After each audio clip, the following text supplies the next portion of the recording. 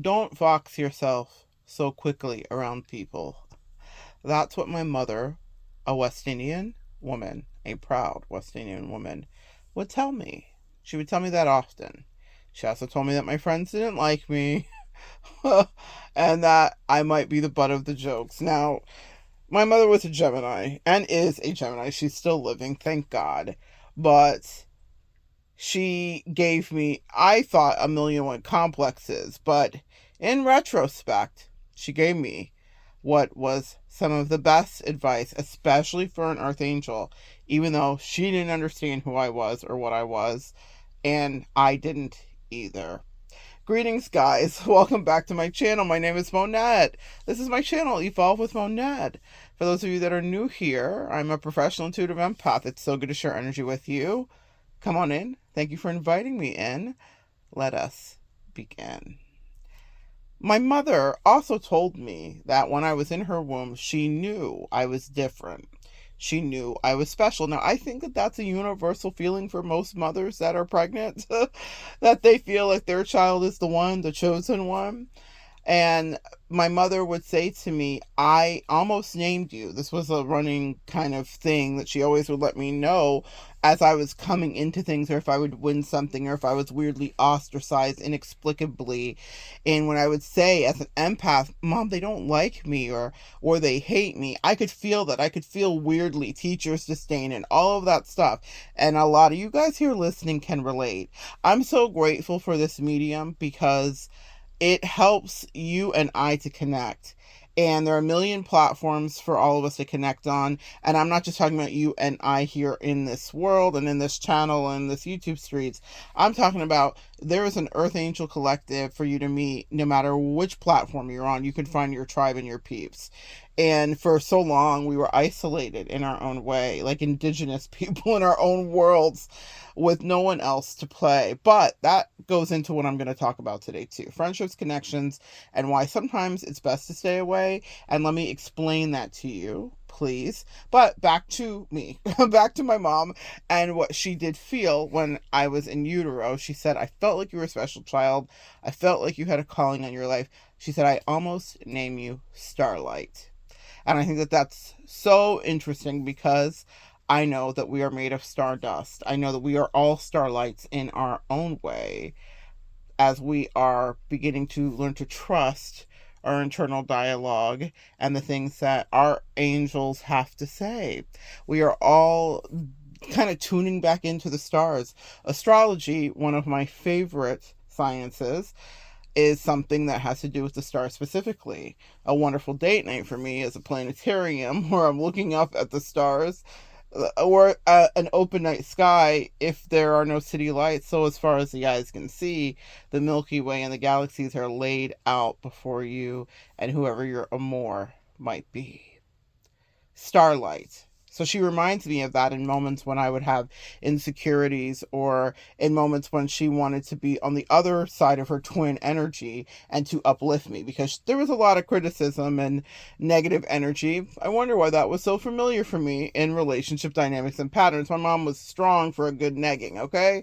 Strong for let me bring you down off your high horse. Strong for let me remind you who you are. But that's necessary sometimes with parenting so that our children's egos don't go too far. But even and still, in her pure moments, the other twin would always say to me, I knew that you had a calling and that you had a magnificent destiny. She thought it was going to be more conventional.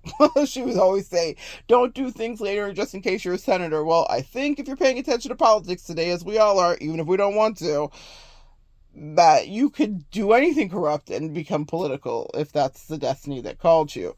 Anyway, I think I have more integrity than a lot of politicians do. But she was so worried about my reputation because she was super sure that I was going to do something in this world. The thing I've done in the world is not exactly what she would have chosen for me. I am not a multiple generation anything in my family. I am the black sheep. I am the only one. I am an anomaly. I am the one that's doing things completely differently. I have aunts to this day, God bless their sweet souls, that are in their 70s that are still virgins. lusts and demons and interesting lifestyles are not what took hold for them. They did it the right way. They maintained their literal real celibacy. People talk about being celibate. I know aunts that not only are celibate, abstinent, none of it. Okay. I have people in my life, so I am not the run of the mill. If you guys have been here, you've understood that about me. But when my mom said starlight specifically, I thought, well, that means that people will be attracted to a certain energy in me. But the same is true for you. And when she said to me, don't fox yourself around those people that will want to be near you, I couldn't understand it. I'm a social creature. I'm a Leo Sun sign, Gemini rising. I was meant to socialize. I was literally meant. Those would be the marks I got in school with Monette's talking to too many people in the classroom. When I get feedback from bosses, I can't pay you for being everyone's best friend. All my life, this has followed me and plagued me in a way until I found a way to make it work for me and my personality as I grounded down into who I really was and what my calling is specifically. But being around people, I thought, was what was for me. Now, I want to share with you this, Earth Angel, to give you a bit of clarity. Being around people is what trained me for the work that I would do eventually. I didn't understand that I was essentially being put through God's college, if you will. So I was having all of these tests, and all of these tempts. Let me help you understand the difference. The devil tempts you. God tests you. There is a difference, okay? God is testing to see which way you're going to go. So even me being a teacher, I understood deeply the merit of a test and why there are some things that you should intrinsically know, things that can't be stolen from you, that things that even if they came across a flashcard to you, that you would still know deep in your soul. And so I've had all of these tests in my relationship dynamics. Very often, and I thought, I don't understand it, but that wisdom from my mother sufficed to be great advice. Don't fox yourself around people. It's a West Indian saying. I even looked it up before I started this today because I wanted to ground it, but there's nothing here about that colloquial phrase in our great AI world or in the Google search. I'm more of a Google girly myself than an AI girly. The AI is really tricky, guys. I feel a way about that. It could be my old school safety net that's protecting me, but I'll Google a lot of things. That's something that I'm happy to do. So I Googled that phrase before I came to talk to you, foxing yourself. And they said, well, there is no real West Indian phrase that has to do with that. What came beneath it, and I thought it tied into this, is why are West Indian people so rude? And I thought that's hilarious to me because that is a perception. There's a lot of Major Hype, who's a fantastic Caribbean comedian, and he does great skits about going into any Jamaican shop to get food or any West Indian Caribbean shop and why they are eternally rude. It's so prolific that it's like a stigma and a thing. It's a thing. I'm West Indian. I've gone into West Indian shops, wild Taliban behavior. But I want to talk about that because there's this like distrusting nature. And so our culture, nurture versus nature, really does matter. We're all raised differently. And I spent time all over this beautiful country of mine. I am in America for any of you guys listening outside of the country today. So I grew up in the South. I was born in the North. I grew up in the South. I lived in the Keys. I traveled throughout the Bible Belt in my teens and my 20s. I was out in Cali for a minute. I was in Missouri. I was in a lot of places, y'all. A lot of places and spaces. Oregon, Idaho. I've been everywhere, man. I've been a lot of places. But I did that in my formative years in my 20s, really. And so I got to see how the way that we grow up affects us all differently. Truly it does. And if you never leave your one spot, you may not know that. But West Indian people are renowned for kind of being brusque and kind of short and kind of, doesn't mean we aren't lovely, wonderful, warm, welcoming people and we don't have our own culture and whatever we do.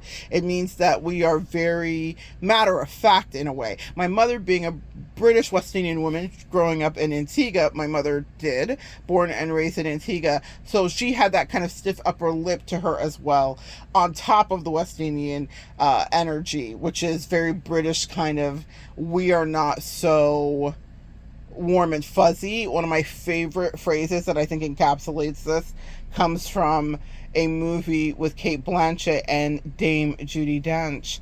And I cannot think of the name of the movie, but it is about a scandalo around teachers and secret repressed love and affairs and things of that nature, but they're sitting on a park bench and talking, and Dame Judi Dench is essentially sizing up Kate Blanchett, who she's obsessed with secretly. And maybe there's a plot in here for some of y'all. Y'all dealing with some people that are secretly obsessed with you, that are prim and proper, and you would never guess that they would be. Anyway, so Dame Judi Dench says that this American teacher came to teach in wherever they were in England, and her inner dialogue is this. She says, there's something about Americans with their immediate and cautious intimacy. Oh, my Gemini rising ate that up. I love words. I'm such a sapiosexual. And so I was like, that was so delicious. Immediate and cautious intimacy. What a perfect descriptor for the American way, especially juxtapose a very British sense of fair play. And I grew up with that in my household. So my mom was not warm and fuzzy. She was stoic. She loves me, and I know she loves me, but she was stoic and had expectations of me and made it be clear. Now, one of those stoic things that she would frown down upon me about specifically was how I kept friends near. It was disgusting to her. It wasn't that she was jealous of me. She had her bestie, someone who she's friends with still to this day, but it was one person, not a lot of people in her face. Friends, they were in the police academy together in their country. They played in the police band together. When one friend moved, her bestie moved to this country, and then said, come over, there's a beautiful lot of land after my mother was divorced and everything, you can live with me until you build your own place. My mom stayed with her for a couple of weeks, got an apartment, but then built her own place. They stay friends to this day. So that is what my mom's idea of friendship should be, is that you have a person in your life, surely, but she also would tell me, I didn't tell everything to my bestie. When my mom felt like she couldn't handle me, she sent me to live with her bestie, who I called aunt. That's how we do in the, I don't know if that's something everyone does across all communities, but in the Black community, that a person will be your aunt or uncle. And in the East African and West African community, auntie. It's so funny. I was recently in hospital somewhere. I've been in a million hospitals in the last few weeks, a lot of hospitals in the last few weeks, and an African auntie came in because she wanted to, she was like, I love your outfit, you look beautiful, and she was talking to my husband respectfully, and I was telling him, and I called her auntie, and he said to my husband, it's Caucasian, and he said to me, do you know her? When she turned to go get him a beverage, because hospitality everywhere. We're literally in the waiting room, but she came in and was just such a ray of sunshine and so delightful. And I was like, thank you, auntie, as she was complimenting me. And we were chatting back and forth, and he was telling him, oh, you're a king, and look at you with the queen and all this stuff. It was really sweet. But I said to him when she left, I said, when she comes back, make sure to reference her as auntie. I don't know, maybe someone out here needs to know about respectful ways of communicating, even if it's not whatever. I said, he said, you want me to call her auntie? I said, it's very respectful for you. She is a Black woman, and an African woman specifically. We had placed her, her home origin. I said, yes, you should call her auntie. It's 1000% percent respectful. That Mercury retrograde is whipping my ass this time, guys. Anyway, he did it, and she was even more enamored because he was respectful. I don't know how we got on that tangent, but maybe someone needs to know about respect and addressing. But the point is, we all grow up in these different ways. But being overly familiar is something that my mom abhorred. She was like, this is ridiculous. I have a best friend, and I was saying she sent me to live with my aunt when she felt like I was too much to handle. And my aunt was very Christian, and she wanted to whip me into shape energetically, spiritually, and all the rest of it. Well, I was really dispatched as an earth angel on a different mission. Maybe that's another story for another day. But that was the way that things were. So she was like, yeah, I don't divulge everything to my bestie. Just because I sent you to live with her doesn't mean that she knew every single thing about me. So she always... The work that I do here would make my mom want to crawl outside of her body, because I'm incredibly vulnerable, and I only live in authenticity and honesty here. So even if it feels like stop crying about it or don't talk about it or whatever, I'm the complete opposite, because that's a generational curse that I break, where they were like, keep it all in and don't act like it hurts and don't whatever. I'm like, nah, we're going to do it a different way, because that way is not getting us anywhere. So anyway, guys, maybe some of you guys are generational curse breakers too. But back to don't fox yourself around friends though. And I thought there's nuance in this and something to teach. What happens with earth angels is people, depending on their level of depth or spirituality, can only be around us for so long before they go rogue, get co-opted, get infested with demons, you name it. And it's not always the same thing in the same order, but it is a tale as old as time that it becomes boring. It's trite. You're fighting with, they're triangulating you with their family. They're also super impressed with you in the beginning, and then they talk about you too much. And I'm always telling to people that I connect with, shut the up, because it's ridiculous to me. I'm like, I don't want you to necessarily share about who I am or what I do. People, what I've noticed though, when you're an earth angel, cannot help it with you. You'll bring in your own energy, just like that moment with that auntie. I was sitting quietly in the waiting room. She rounded the corner and saw me and made a beeline to me. That's earth angel energy. It had nothing to do. She may have thought it was about my outfit. We know it's the inner light, that starlight that my mother identified in her womb. That's so bright. We all have it as earth angels. And so people will be attracted to us, but sometimes they're attracted because they're like, I don't feel like I have that starlight, even though they may in their own way. It might need to be cultivated. It might have been hidden. They may have been subject to their own generational curses, and their starlight's in remission. Maybe you're dispatched into their life to help their starlight glow, but too much proximity around you, and now you are persona non grata, the person they do not want to know. Or they want to know so that they can copy, they can neg you, and then try to take things from you. It's just this weird energy that you get, where at first you're the light, the sun, you are the star, you are the moon, you are everything bright. But then they get close to you and they want to put out your lights, quite literally. And so my mother's advice rings true to me now, as I understand it. Be careful who you fox yourself around. She's speaking of the animal, the fox specifically, and their sly way, or how, you don't hear a fox necessarily creeping up to you. They're very quiet. My mother, living in Florida, lives amongst a lot of animals. We have a lot of wildlife in Florida, prehistoric and otherwise. And there are foxes that will like trops through her backyard at times. And so if I'm over to visit or whatever the case may be, I'll be like, oh my goodness, there's a fox and there's a rabbit and there's this and there's that. A whole, menagerie of beautiful animals. But the fox is quiet and usually solo. And she was like, you don't need to be in and out of people's spaces so much. And she would say to me this thing specifically: why do you need to know the inside of people's bellies? Again, my mother was a Gemini, so she spoke to me in riddles. Nothing was ever really direct. And that goes very much to the work I do today, of which now she gives me respect. But it was not always that way. I didn't know why I knew the inside of people's bellies. I didn't know why I understood things about people, or why I had depths of friendships that were intense. I remember her once coming to me and saying, well, you're friends with this new girl, and now I'm hearing about it at work. What? What are you talking about specifically? I'm still friends with this girl today. She said, you become friends with this girl. She says her name. And now that you become friends with her, her friend, the friend that she had previously, her mother works with me. And she didn't know that you were my daughter. So she's talking about someone who is interloping on this friendship. And so I'm listening to her, and then eventually she says your name. She was like, why did you go in? This is my mother. She's not taking my side. She didn't give a damn. Why did you go in and ruin this friendship? Now this girl sounds like she's obsessed with you.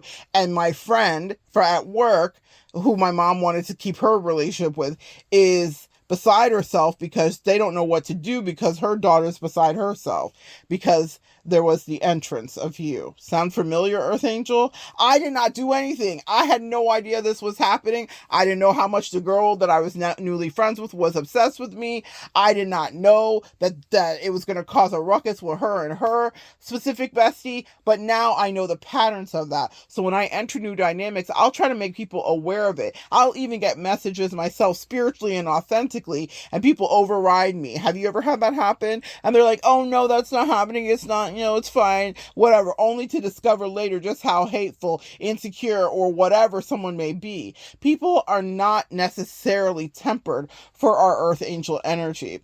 Have you ever watched one of those documentaries where they talk about how long you could live on each planet?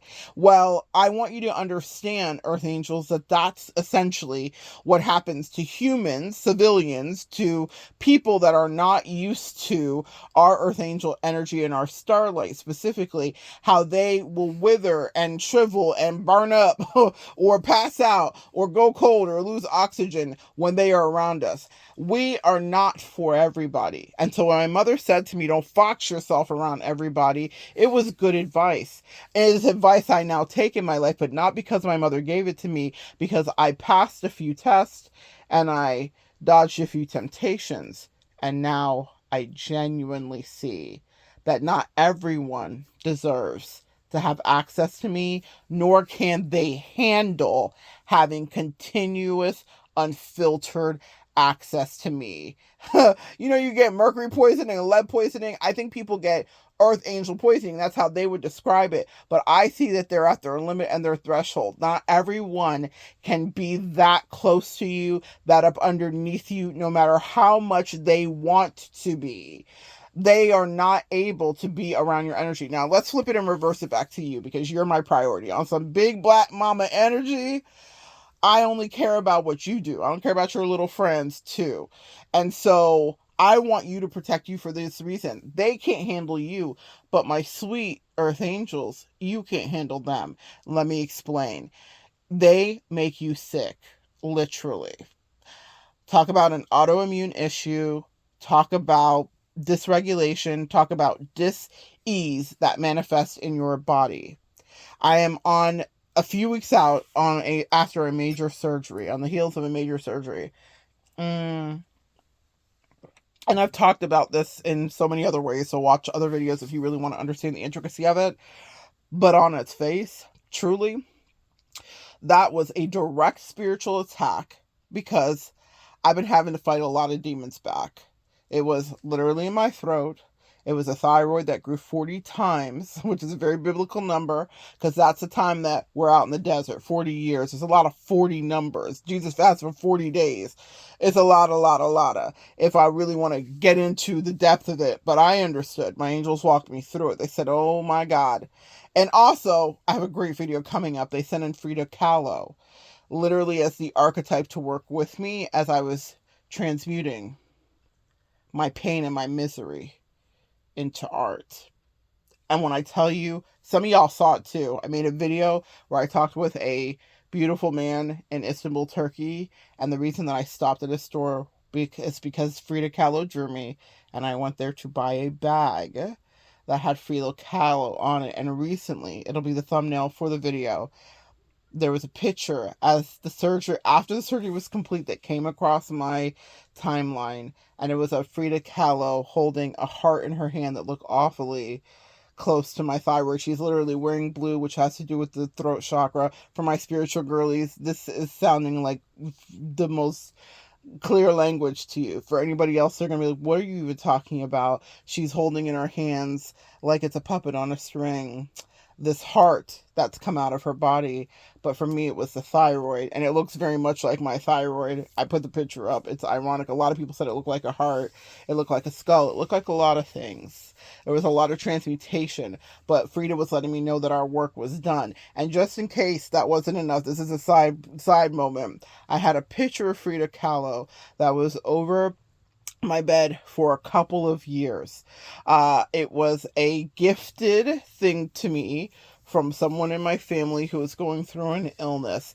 and I put it over there because it was beautiful and it wasn't gruesome. It wasn't some of her more kind of provocative and gruesome work. It was almost a knockoff more Frida Kahlo than an actual Frida Kahlo. It was the essence of Frida.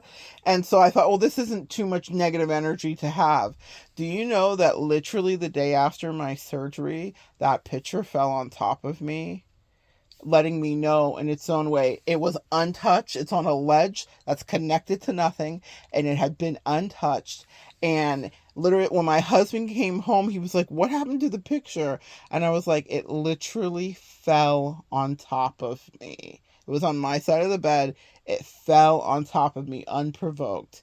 And then the next day, I saw that picture of Frida holding the heart in her hand, wearing the brilliant royal blue for the throat chakra. Our time together was done. Different video that needs to be made about that. It was such a potent lesson about pain and misery and medical issues and not being believed and using your throat chakra. It was like Frida said, you've passed this test. I came in to do work with you. Archetypes come in to work with you. Various angels come in to work with you. You have various saints and sinners that come in to work with you too, that may have had a gifting that you need to get you through something, or that will be the muse to help you. And in that moment, there wasn't a coincidence that I was attracted to that Frida Kahlo bag and had that beautiful conversation that I documented when I was in Istanbul. What a strange thing for me to do, to ask a stranger to just chat with me. In fact, his conversation with me was far more profound when we were off camera than when we were on. He was brilliant and interesting, and on camera, I thought, oh man, I hope this doesn't fall flat. I hope they get what I saw. But it wasn't about that. My angels are so wise and so clever and so funny. They said, we're having you document the moment that Frida's energy literally came into your body, because it was days later that I found out that I had the tumor in my throat in Istanbul. It was on a fluke, but it wasn't a fluke, was it? It was art. It was so intricately designed. But my point is, I had my time with Frida. And when it was over, she made it very clear we did our work together. Very powerful stuff, y'all. And that's another reason. And another thing, this is why not everybody can be around you, because that's the depth of conversation that I want to be able to have with people that I call friend. And I have friends in my life that I can have that conversation with. And the friends that I couldn't be that deep with, that would pretend that they understood, I eliminated. I stopped foxing myself so quickly to be in their spaces.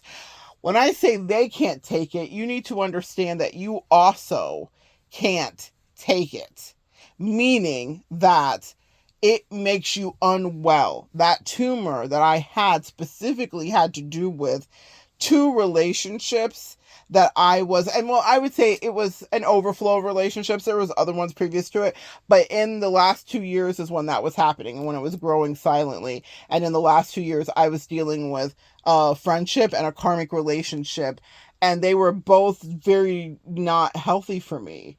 And being around them was not, and actually, communication was a huge issue in a weird way. I didn't think it was an issue with the friend that I had, but I knew it was an issue with the karmic partner. I'm not blaming my tumor on them. These things happen in their own way, but you can also, the metaphysician in me understands that there is a cause and effect, and then you pay attention to who you're around. And I always said, I've never met someone who couldn't communicate as much as that karmic person that I was dealing with. So one interesting turn of events, that after having my thyroid tested for years, and they said it was normal, that all of a sudden this comes up. There are no coincidences. That's what I mean by people will make you sick. Okay. So I don't play these games. When people are like, oh, I want to spin, I miss you, friend. No, you don't. You miss siphoning my good positive luck and energy, because Earth Angel, anybody that's around you gets that Earth Angel stimmy. It's true. Now what you have to decide is, are the people around you deserving of you? Are they doing their own work? Do you deserve to throw them the alley-oop? Do you deserve to say, angels, bless them in whatever way, if they're holding real space for you? I always think people are capable of doing that, and then the closer that they get, the more they start to act up and not have my back. And that is why I'm saying maybe it's time for you to step back. Some West Indian mother advice from my mother to you is, don't fox yourself around those people, because they don't understand you. That's the part my mother didn't say. She was just advising me to stay away because she did not feel like that instantaneous, immediate, and cautious intimacy was healthy. And now I understand it. People would want me up underneath them, around them, and I would give into it because I had my own codependency and my own temptations from the devil to pass and my own tests to learn from God, so that I could go on and understand that my job is to work with a grand collective. It was never to put that much time, energy, and introspection into one person. A lot of people can't take the heat. I'm channeling. I can take the heat between me and you. Maybe I'm just like my mother. I'm channeling Prince right now. People can't take that direct heat. My energy is intense. I know that. Thank God I understand who I am now. And unless you are a well-balanced and well-healed person and you have done your own introspection and your own shadow work, being around you is going to drive, being around someone like me and you who is that level of like honest, authentic, and intense is going to drive someone else berserk. When they say you irritate people's demons, this is the wild work that's happening on a different level of it. So you can really understand the nuance of what that means. Is I'm there and I'm just saying the honest thing, or I'm just providing the kind of friendship maybe someone's never encountered. When I had that weird situation when my mom's mad at me because she was like, how come you have to be such a great friend that not everybody wants to be your friend and she's not being as good a friend to her other friend? And I'm like, what does that have to do with me? I am just showing up in my authenticity. It's not my fault that she got a date. It's not my fault. I wasn't even that like cocky about it in the moment. I actually felt bad, but now I'm like, oh no, I own it. And I also usually give people a heads up, like, you think that this is not an issue, but it is. You think that I am reading wrong because you are limited in your sight no matter what you think about your life, but I'm not. People get weird with earth angels when we are proximal. They can't handle it. They think they want to handle it. They feel like they deserve to be around something that's beautiful, unique, and interesting. But because people feel like they deserve proximity to beautiful things and to energetic things and to lovely things, but they haven't cultivated themselves with their grounding to withstand it. I remember once telling someone, because whatever level of neurospicy plus earth angel means that I am reading someone's energy in their body. And she was triangulating me with her husband. And I was like, girl, your husband, and her husband came to shake my hand, and the way that it all played out was very interesting because I paid attention to all those dynamics and I knew what I was looking at. And when I told her, when we were by ourselves privately, the way that her husband shook my hand, I watched her face scrunch up, because this is her man. Thank you to her man. And I'm not mad at her for that. I love that for her, but I wasn't wrong about what I read. Just because she didn't understand it, she'll understand it later with his behavior. What do they say? The person we marry is not the same person we divorce. She'll understand it later with his behavior. But in that moment, this is like her security, her everything. And she was so offended that I would even dare to behave or say or opine honestly that I was getting some bric-a-brac energy. I wasn't wrong. And she was so ignorant to me. I was like, how do you not see this? But then I remember, because she was someone who professed to see. That's why I say that too. But I remember not everyone can see the way that we see. And that bothers people, actually. I was shattering whatever illusion she had. And she was like, it will not be shattered. And I don't blame her. I feel like she should hold on to that illusion for the rest of her life, because there are a lot of reasons for that. I was like, oh no, ma'am, I don't want to help shatter that illusion for you. You're right. You stay here forever. This is the safest place for you. Or crazy ass. So that is what I felt about that realistically, but I was said it honestly, and it caused so much angst in her that I was reading his body language correctly. She didn't say it to me. She communicated it with me via her body. I watched her recoil. I watched her face scrunch. She was so uncomfortable. How dare I have dead to rights what was in my sight? I was not wrong. In fact, I was right. And many of you will be right too. I understood the internal jealousy he had and the triggering. This is not my first rodeo. And that's why I say this is tale as old as time for many of us Earth Angels. And this is why my mother's advice is not wrong. Being around people can be dangerous for us. We are this kind of, I'm hearing pure breed. I know it sounds wild. I don't watch a lot of the vampire stuff, but that sounds like some vampire type verbiage to me. Mm. Maybe I'll switch it to thoroughbred, but we are pure, really, truly. No, the angel said they said what they said. You're a pure breed, meaning you are not tainted and sullied by the world and the earth in the way that many other people are. We all come in with our own clean slates, and then we get affected by our tribe and the influence of the things that people have to say and whatever. And a lot of people don't have their mind. If I was some of the best things that came into people's lives, meaning I'm thinking back to that situation with my mother and the friend and the weirdness of it. And that those two friends are not friends to this day, but not because of me. And I didn't come in to disrupt anything. That was one of those cases where I wasn't making an assessment on the type of friend she was. I couldn't help it that whatever, we get friend infatuated. We all do, girl crushes. It happens. Even if you're not gay or bisexual or anything, you're just like, oh my God, this is like my favorite person. She's so cool. Well, that happens to me very often, but then that is a threat to everyone else in the immediate dynamic. And that happens to you too, where you can come in and then all of a sudden you might be someone's favorite person, but that disrupts the ecosystem that was existing before you. And sometimes I just leave people in their ecosystem. Sometimes people are weak as shit. They're not, like, that was not the case with that. That actually worked out fine, where I just stepped back and I talked to the friend and I was like, hey, simmer down on all of the Monette is so fabulous talk, because it's, affecting things. And she actually listened to me. Some people will say they listen, but they don't. Some people realize the power of your energy and they'll triangulate you more because it's affecting them. They're getting all this attention, and attention whores love that specifically. Not everyone is, but some of the ones I've run into are. And so they will be like just, oh my God. And then they were acting like this and like that. And that's happened specifically, even with that one with the husband. That was funny. I remember telling her, like, hey, just stop talking about me. And she was trying to like psychologize me, like, are you afraid to show up? And are you afraid to exist and to be seen on some Jamie Lemur, who's the one that did that weird interview with Meghan Markle, like on that type shit? And I was like, ma'am, you are way over your head here. And in so many ways, not just with me, even in your own relationship, you're in over your head. No.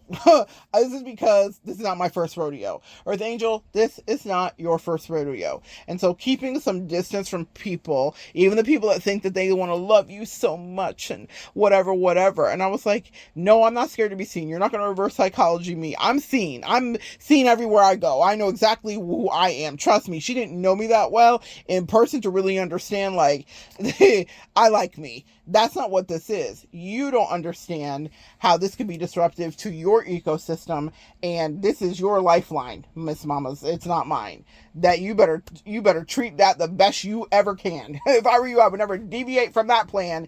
That plan right there, the plan you have is the plan that's your station. You stay there. You stay right in that box. That's the best place for you. It's safe there. It's very safe.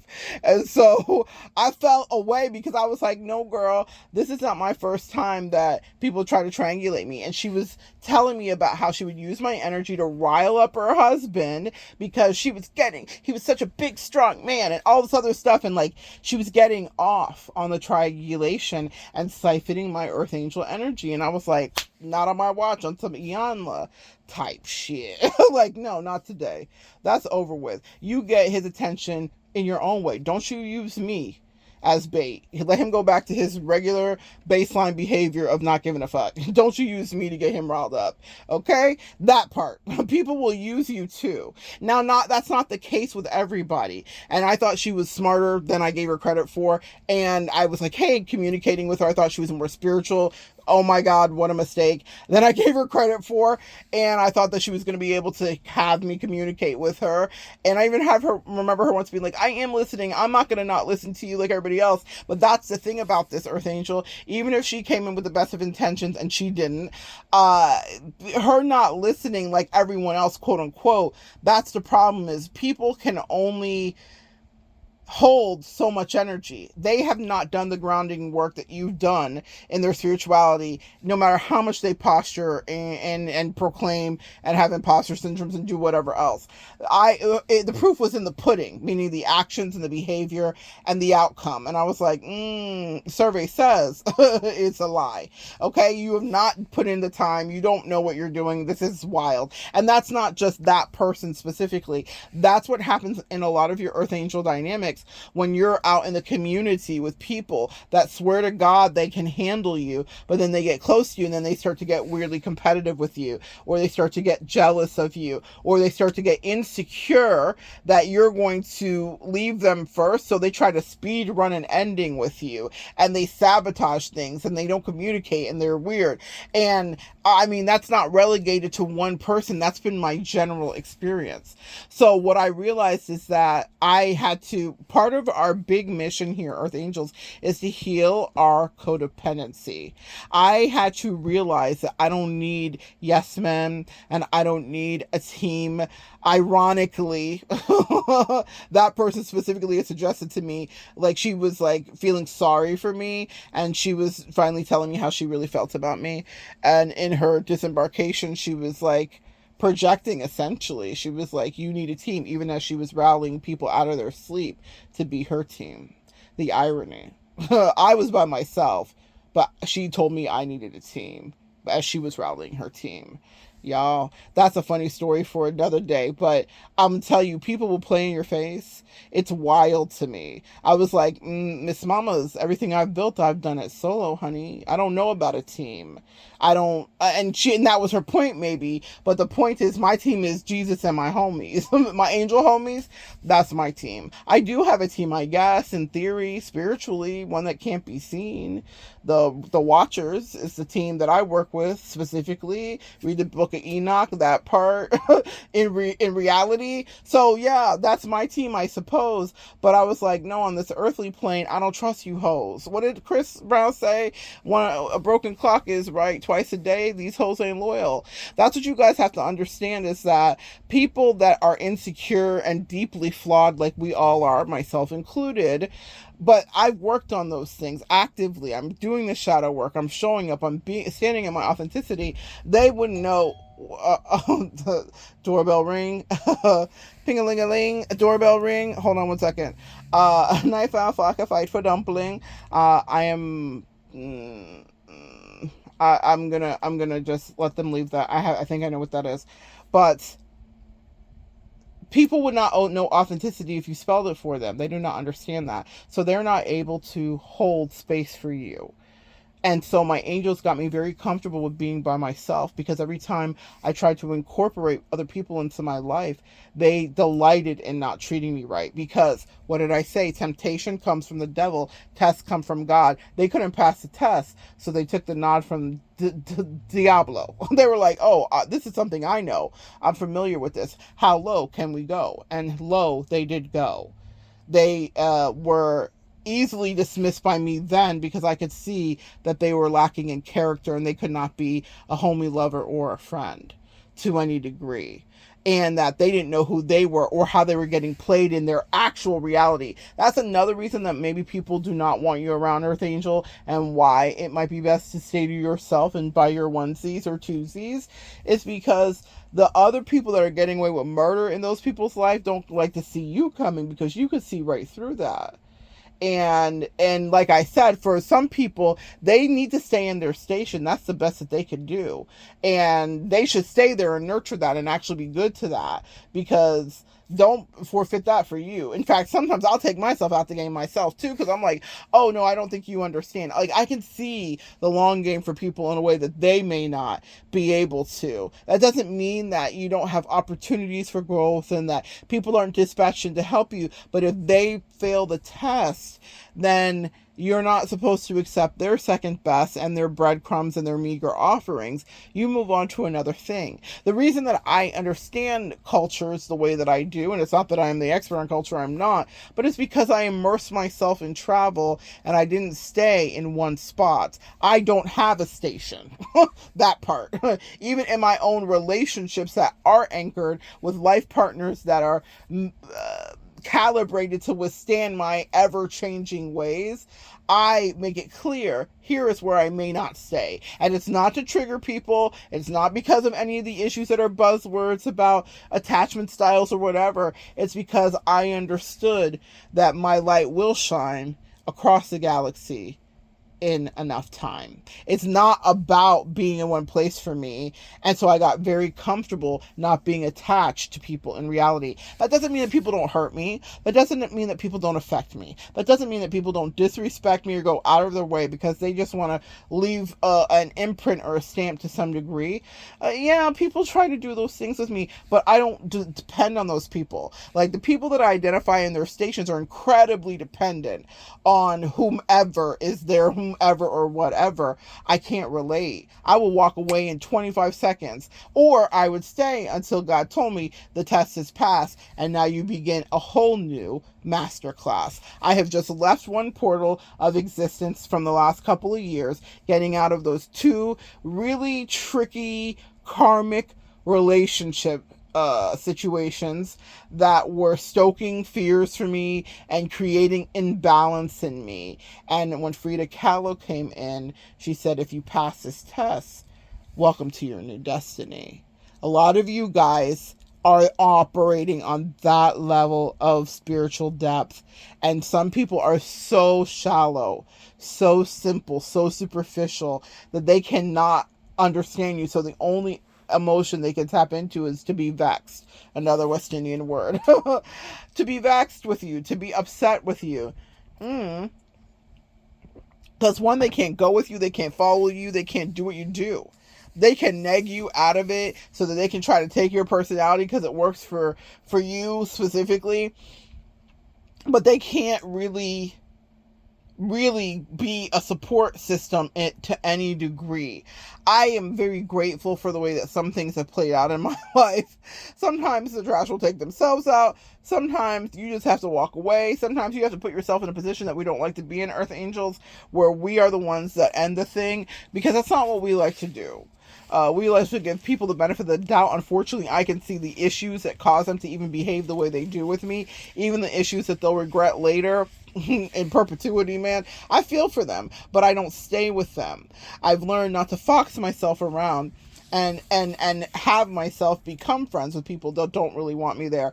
I've also learned that my training grounds were all those places that shunned me, that ghosted me, that God bless. I mean, I have been through from cults on down. I've had people go out of their way to kick my back in because they didn't like my Earth Angel disposition, and that's the real truth. Because I was honest with them in ways that other people won't do. You want to be coddled forever? God bless you. I seal people in their infancy, in their immaturity, in their disrespect, in their disdain for me. I let that be what will be what they now reflect to them, because it's their truth.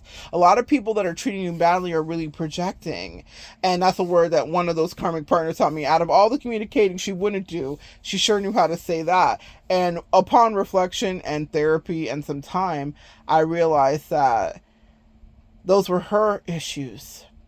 Never mind. Never mind. I was genuine. And that's what I love about you, Earth Angels, is we show up in such an authentic way. And very rare people can withstand that high level of intensity and authenticity. I had to have this platform, or any platform. I've been communicating, writing, and talking for all my life. I've had to do that because that bright light is so bright for someone that's never done the work. You know, I remember my twin flame advising me. She was like, I can't wait for the world to hear you. I can't wait for the world to hear your words and your voice. And my toxic twin wasn't wrong, because this level of introspection and opining was focused on one person, because that was the person that I loved. This is before I still was working with other people, but this is before I really anchored into this is my soul's work. And it was kind of like being birthed, because I met her when I was in my 20s, so it wasn't like a fully realized thing at that time. But even then, she gravitated to me because I was the light. Made a beeline to me, like so many do, and said, there is something about you. Specific words out of her mouth. Can you teach me Bible study? Specifically, that came next, because she was just like, there's something about you and your spirituality. There's something about you, Earth Angel, you listening to me, Earth Angel, and your spirituality that will galvanize and draw the crowds of many. So I didn't understand it. And so in my hands before my demons were tamed, I certainly abused it in that situation. But she specifically said to me, I can't wait for so many to hear your words. When she was with me as that upward trajectory was being birthed, it was the many people hearing my words that triggered the shit out of her. The very thing she had wished for me was what began our atrophy. When I had a viral moment, she was hating on top of hate on top of hate. I was like, isn't this what you prayed? See, I prayed real things for you, but I meant them. Pardon me, you didn't mean them too? That part. Not everyone can handle what is to be the final product that will be you. Some people can't even handle you in your infancy. When God says, I set a table before you in the presence of your enemies, I know so many of your earth angels didn't think that it would be the people that you were foxing yourself around to be their therapist, their friend, their dialysis machine, spiritually and figuratively, that would end up as your enemies, but it's exactly them. It's people that couldn't even handle you as you were fledgling in your gifts, as you were beginning to solidify your shift. Those people will be the ones that God is setting the table before, because from their position with you, they slipped. Earth Angel, you are dispatched into people's lives to help them to accelerate. You do have cheat codes, whether you want to admit it or not, whether you have acknowledged it or not. You are able to understand the direction of someone's fate. And if they can't pass the test and they do instead lean into the tempt that the devil does, pump fake, then at your table they will never sit to eat a single morsel off your plate. In and of itself, them being proximal to you afforded them access to an energy, a divine energy, a divine portal access. They were jumping through portals. Things were working. Businesses were growing. Money was flowing. Job offers were coming. Dates were coming in if that's what someone wanted. They were being seen as more highly attractive. They were getting less pushback, less flack. People were more cooperative. People had their back. That was the Earth Angel stimmy. But people have to feel to see, as my mother always said to me, he who doesn't hear will feel. She said it in patois. I'm going to spare you that today, as Mercury retrograde is in my way. But he who not hear will feel, essentially. Okay? So people that don't believe you when you're telling them, hey, don't do that. That's how I feel every time I warn someone. Don't triangulate me. Don't do this. Don't do that. Whatever. Because when I'm not here, I'm gone forever. And no one's going to have your back like I did. I could be brand new in your life, homie. No one's having your back like I did. People don't understand it until your absence. They're like, oh, fuck, this is what she was talking about. Oh, shit, I wish I could reach out to that Earth Angel and ask her for advice on this. What would she do here? She was so solution oriented, and she was like so honest with me, and she like genuinely wasn't judging me. No, you be around all those fake ass people, and I'm talking about everybody that's ever tried you, Earth Angel, is around a lot of people that are wearing masks that don't even know what authenticity is. You heard how the doorbell ring when I said they can't even spell out the authenticity? Since I can't say it because we're in Mercury retrograde. Since we're in Mercury retrograde, I can't say it today. That's fine. I'll get it back. We'll be back at the end of the month. But I will explain it. People did not understand that they were around a bunch of people that did not wish the best for them. They may have gaslit themselves, and they may have been gaslit by those people. I only want the best for you. God will usually let me see the real face of people around the people that I'm there to help, and watch how they will turn on them immediately, post haste. People that were their friends and family for way before you ever were in their face, and immediately they will turn on them, especially when you're in their frame of reference. It's that's God's little gift to me. He always lets me see like that. You get to see in person exactly what it is. I've had it happen repeatedly, unfortunately. But if someone is not grounded, they cannot stay in your Earth Angel energy, guys. So don't be sad if you feel like you can't keep friends, or whatever. No, it's not you. It's not you. It's not you. The problem is not you, Taylor. What I mean by that is we do our introspection and I clean up the mess and I'm like, could I have handled this differently? Could I have been whatever? I remember having a situation where someone was weird and I called them on it immediately. I was like, what the fuck is this? I was annoyed. I remember the feeling of being irritated, and she gaslit me and was like, oh, this always happens to me. I always try to be of service to people, and then when I'm of service to them, they act like I was attacking them. Because we're all primal. We're all animals. And what was happening is she was an attack. She was a walking attack. She was a weird bully in a way. And people were intuiting that, even if they were not spiritual as they may have thought. We all are intuitive and spiritual and telepathic. So people felt her energy as aggressive. Really, no matter how tiny she was, people felt her energy as aggressive because that's what the fuck it was. She came from a lineage of narcissists, and she felt like maybe it was a trait that was missed in her. It wasn't. It didn't skip her. It's not going to the next generation. I pray for her. I don't even know if she should make other generations. God bless. But the thing about it is, and not because they wouldn't be lovely, it's because she was a mess. I was like, I don't think you're mentally capable of, I don't think you can handle the stress of that. It's not everyone, God bless, not everyone is supposed to be in those fields. You know, you should really ask yourself if that's for you. But beyond that moment when she was gaslighting me, I was like, no, I think that what happens is, and I felt bad because I'm an earth angel and I have empathy. And I was like, oh, I hate that that's an experience. And maybe I did come down too hard on her. Absolutely not. I probably should have come down harder. The way that the angel said I should have come down her initially, which would have stopped a lot of shenanigans in the future, is like they're showing me like a wrestling move where you jump off the top of the rope and then you come down with your elbow into the mat. They're like, that's how you should have come down on her in that moment, because she was used to being coddled and whatever, because she was able to masquerade fucking like a little Tinkerbell of rage. That's what I would call her, an evil Tinkerbell of rage.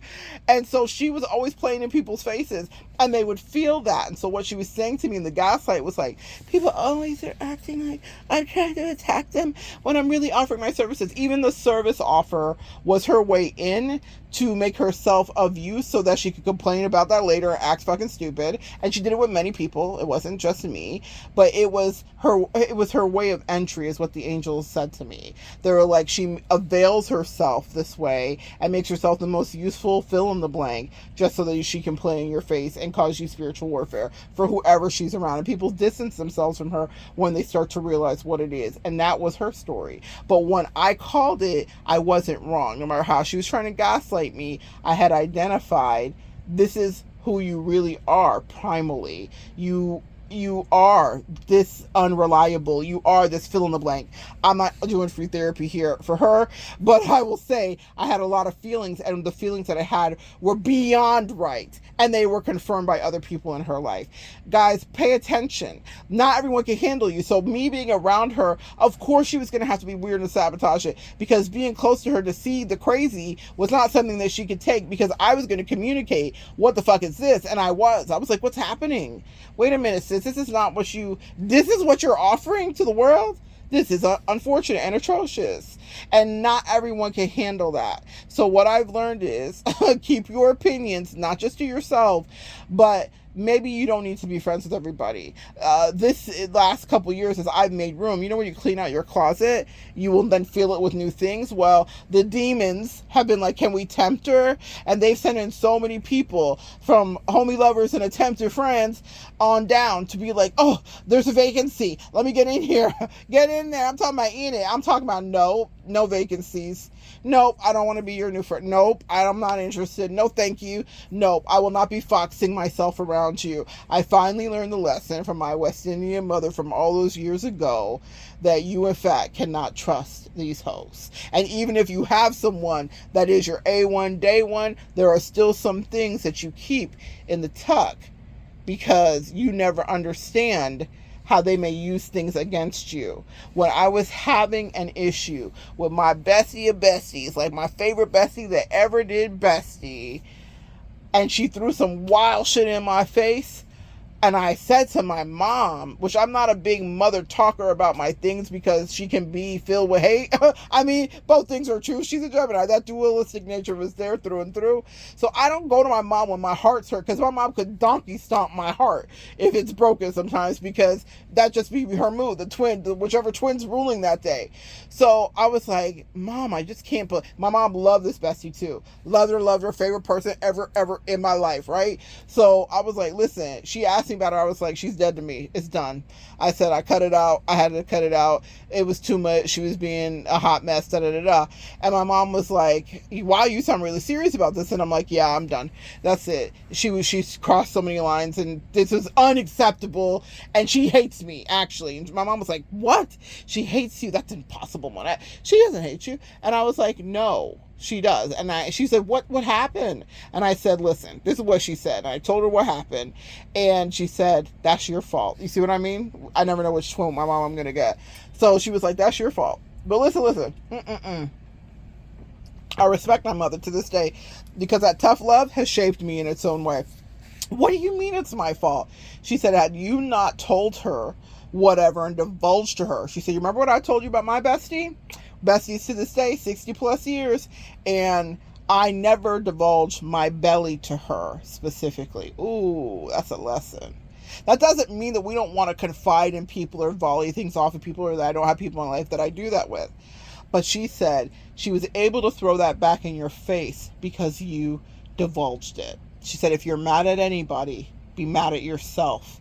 You betrayed yourself by being so transparent with someone. That's not the kind of thing that you share with another human. That's that stiff upper lip, and we've wound it all the way back to where we did begin.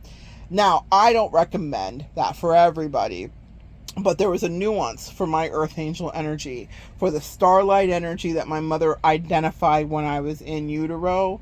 That was wise advice that I did need to know, because it proved to be factual and play out in reality. I had hurt my own feelings by trusting my bestie. And that is the reality for earth angels. We are not built to divulge, because people, when they start to get threatened by us and by our truths, even though I didn't attack her, this wasn't provoked, this wasn't me calling her out or cussing her out, she was exempt from a lot of the ways that I actually behave. I had put her in a special pristine glass box and put her up on a shelf far away. I did not show her my full face, so in that way I had held back because I loved her. So when I love someone, earth angel, how do we love? I love them completely. It takes a long time. If you're grandfathered in specifically, that's one that we struggle with. Shout out to you, Jess.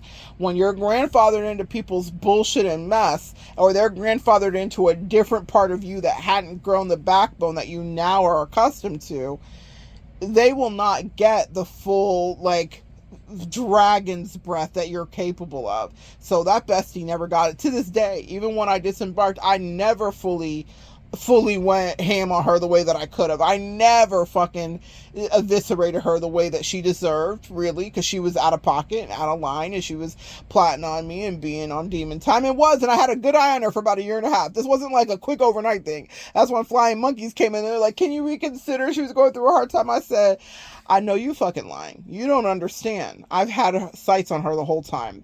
I just let her get away with it because I loved her, because I was being tested, because I was being tempted. But I passed the test. And now, open portal. Thank you, Frida. Next. But the point is, my mom held me accountable that day and taught me a lesson in my grown ass 40s, where I said, you know what? You're not wrong, Miss Gemini. I put myself in that position when I was vulnerable with someone who I knew was not equally yoked with my spiritual station. It is not to say that you cannot have confidants. What the takeaway is from this is, don't fox yourself around people that cannot relate to you, sis. That are not of your tribe, that are not of your vibe. And people will masquerade and they will lie. I'm just as spiritual as you. I'm just as this as you. I'm an entrepreneur too. I'm like this too. I'm this too. I'm a fairy. I'm a portal jumper. Blah, blah, blah, blah, blah. I've heard it all, from the most manipulative, from the best, from the worst. But here's the curse. The truth is the curse. It is their curse. Your truth is their curse. They do not understand that it's not about how much you project or pretend. It is about what's in your soul, body, and in your mind. And eventually, the truth is the great equalizer. It will be easy to find that they are not like you in any timeline. You can have friends, but friends that are doing shadow work, that are honest, that even know who the fuck they are. Some of these people don't even know who they are. They're not even basic. It's not even basic. Basic is above what's happening with some of these people. It is the truth is that they are not ready to be with you, though they swear to the only God in heaven that they're your equal. The proof is in the pudding. They cannot withstand whatever comes from you, whether that's being their best friend or the person that tells them a truth. That one truth can be enough to unravel them. And Earth Angel, I'm looking at you and I'm looking at me. I feel like that's how she looks at me. I look at her. I'm looking at you. You're looking at me.